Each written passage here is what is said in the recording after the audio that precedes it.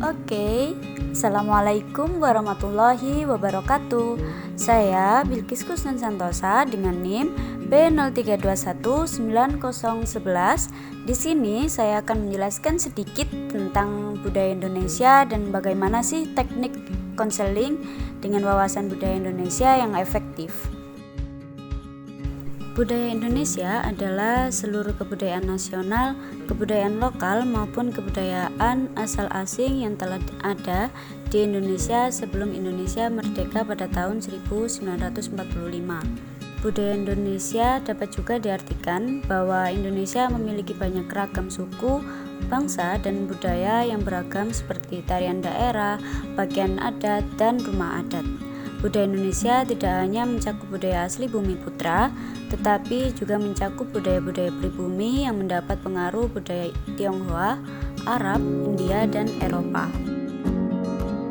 Indonesia merupakan negara kepulauan yang mencakup lebih dari 17.000 pulau yang dihuni oleh sekitar 255 juta penduduk. Sebuah angka yang membuat Indonesia menjadi negara di urutan keempat dalam hal negara dengan jumlah populasi terbesar di dunia. Angka ini juga diimplikasikan bahwa banyak keanekaragaman budaya, etnis, agama maupun linguistik yang dapat ditemukan di dalam negara ini. Semboyan Nasional Bhinneka Tunggal Ika atau kesatuan dalam keragaman mengacu pada komposisi beragam negara ini.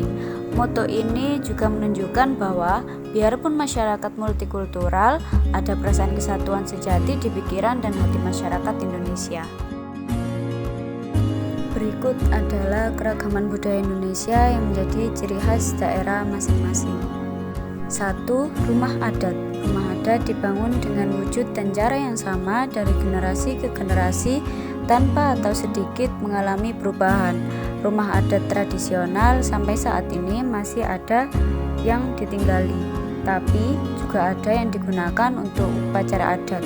Rumah adat merupakan cerminan budaya yang terbentuk dari tradisi dalam masyarakat seperti adaptasi atau cara hidup, ekonomi, dan religinya. Yang kedua ada upacara adat, yaitu salah satu tradisi yang dianggap memiliki nilai-nilai bagi masyarakat sekitar. Selain sebagai cara manusia untuk berhubungan dengan para leluhur dan sang pencipta, upacara adat juga menjadi perwujudan manusia untuk menyesuaikan diri terhadap alam dan lingkungannya dalam arti luas. Selanjutnya yaitu pakaian tradisional. Pakaian tradisional atau adat berfungsi untuk mengekspresikan identitas. Pakaian adat ada yang digunakan untuk acara sehari-hari maupun untuk upacara-upacara adat. Lalu yang keempat ada tarian adat. Tiap daerah mempunyai tarian adat masing-masing dengan peruntukan yang berbeda. Ada tarian untuk menyambut tamu agung, menyambut peran, upacara kematian, upacara keagamaan, dan lain sebagainya. Selanjutnya yang terakhir ada alat musik dan lagu tradisional.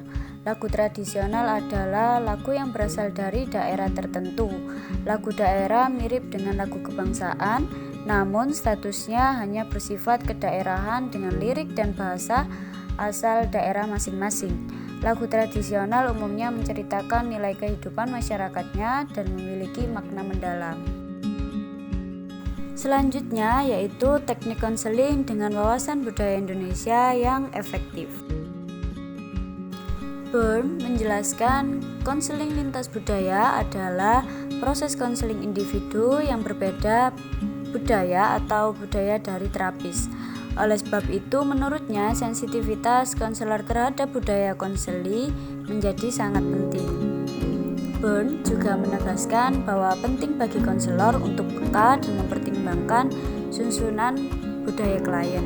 Dokter menghadapi banyak masalah yang menantang dan kompleks ketika mencoba untuk memberikan pengobatan ketergantungan kimia yang dapat diakses, efektif, hormat, dan menegaskan budaya untuk populasi multibudaya, tunarungu, dan individu yang sulit mendengar.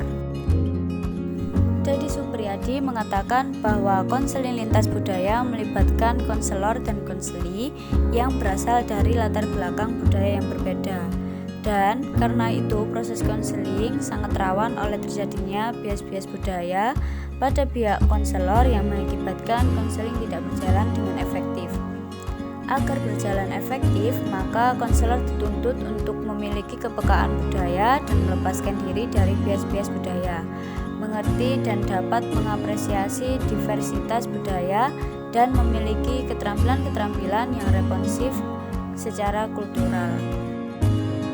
Selanjutnya, sedikitnya ada 3 pendekatan dalam konseling lintas budaya, yaitu antara lain: pertama, pendekatan universal atau etik yang menekankan inklusivitas, komunalitas atau keuniversalan kelompok-kelompok. Yang kedua, pendekatan emik atau kekhususan budaya yang menyoroti karakteristik khas dari populasi spesifik dan kebutuhan-kebutuhan konseling khusus mereka. Dan yang terakhir ada pendekatan atau transkultural yang terkenal sejak diterbitkan sebuah karya Ardin dan Mahtanis 1989 berjudul Transcultural Counseling in Action. Itulah yang bisa saya sampaikan, kurang lebihnya mohon maaf. Assalamualaikum warahmatullahi wabarakatuh.